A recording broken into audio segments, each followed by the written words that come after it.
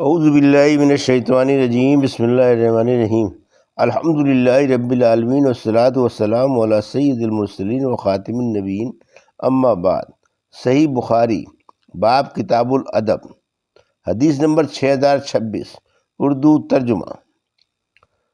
ایک مسلمان کو دوسرے مسلمان کی مدد کرنا۔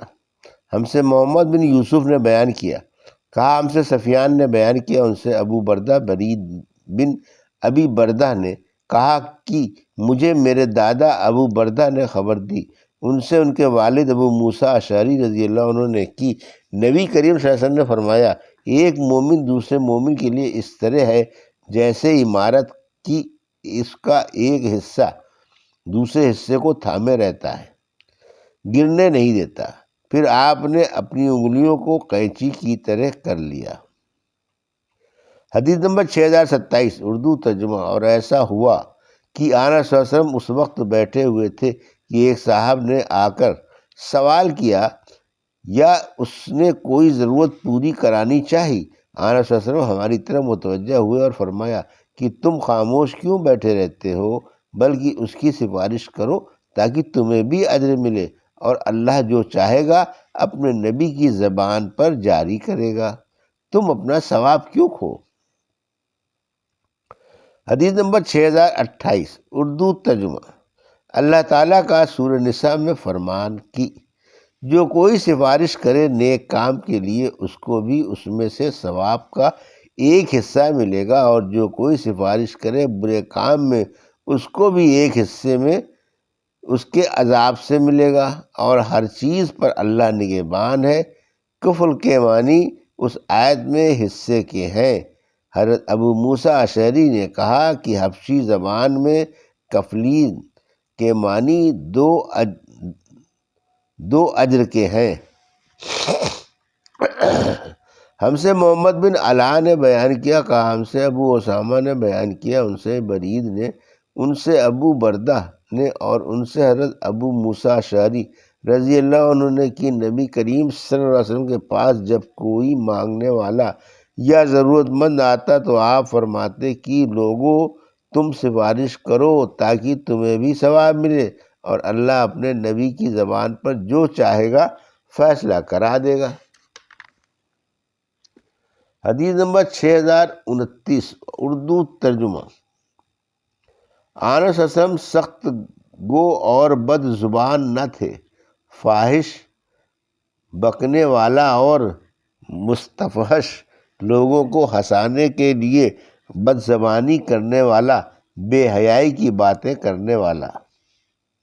ہم سے حفص بن عمر بن حارث ابو عمر ہوش نے بیان کیا، کہا ہم سے شعبہ بن حجاج نے بیان کیا، ان سے سلیمان نے، انہوں نے ابو وائل شقیق بن سلمہ سے سنا، انہوں نے مسروق سے سنا، انہوں نے بیان کیا کہ عمر رضی اللہ عنہ نے کہا۔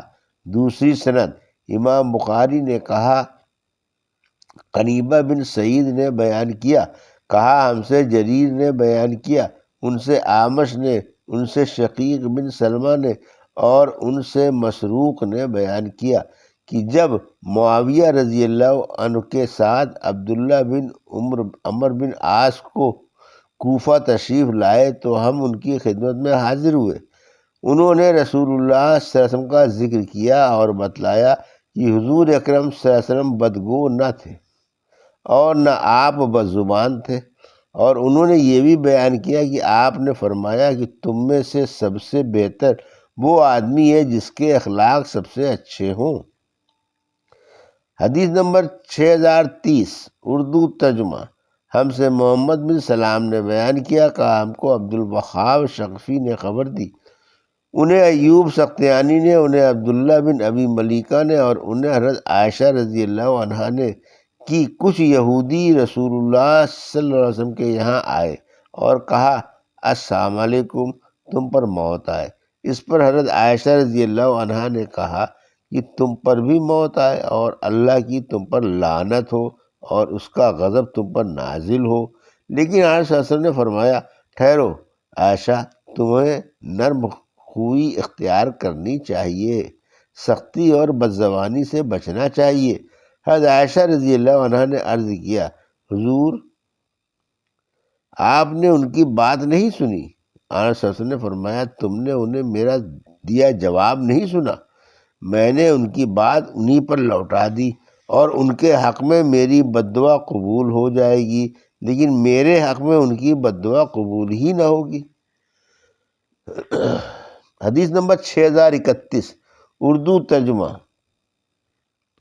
ہم سے اسبق بن فرج نے بیان کیا، انہوں نے کہا کہ مجھے عبداللہ بن وہب نے خبر دی، انہوں نے کہا کہ ہم کو ابو یحییٰ فلیج بن سلیمان نے خبر دی، انہیں بلال بن اسامہ نے بیان کیا، اور ان سے حضرت انس بن مالک رضی اللہ عنہ نے بیان کیا کہ رسول اللہ صلی اللہ علیہ وسلم نہ گالی دیتے تھے، نہ بدگو تھے، اور نہ بدخو تھے، اور نہ لعنت ملامت کرتے تھے۔ اگر ہم میں سے کسی پر ناراض ہونے کا ہوتے اتنا فرماتے، اسے کیا ہو گیا ہے، اس کی پیشانی پر خاک لگے۔ حدیث نمبر 6032، اردو ترجمہ۔ ہم سے عمرو بن عیسیٰ نے بیان کیا، کہا ہم سے محمد بن سوا نے بیان کیا، کہا ہم سے روح بن قاسم نے بیان کیا، ان سے محمد بن منقدر نے، ان سے عروہ نے، اور ان سے حضرت عائشہ رضی اللہ عنہا نے کہ رسول اللہ صلی اللہ علیہ وسلم سے ایک شخص نے اندر آنے کی اجازت چاہی۔ آن صلی اللہ علیہ وسلم نے اسے دیکھ کر فرمایا کہ برا ہے فلاں قبیلے کا بھائی، یا آپ صلی اللہ علیہ وسلم نے فرمایا کہ برا ہے فلاں قبیلے کا بیٹا۔ پھر جب وہ آن صلی اللہ علیہ وسلم کے پاس آ بیٹھا تو آپ اس کے ساتھ بہت خوش خلقی کے ساتھ پیش آئے۔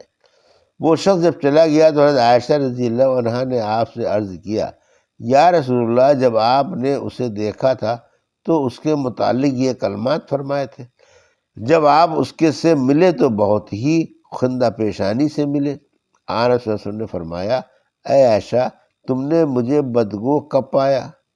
اللہ کے یہاں قیامت کے دن وہ لوگ بدترین ہوں گے جن کے شر کے ڈر سے لوگ اس سے ملنا چھوڑ دیں۔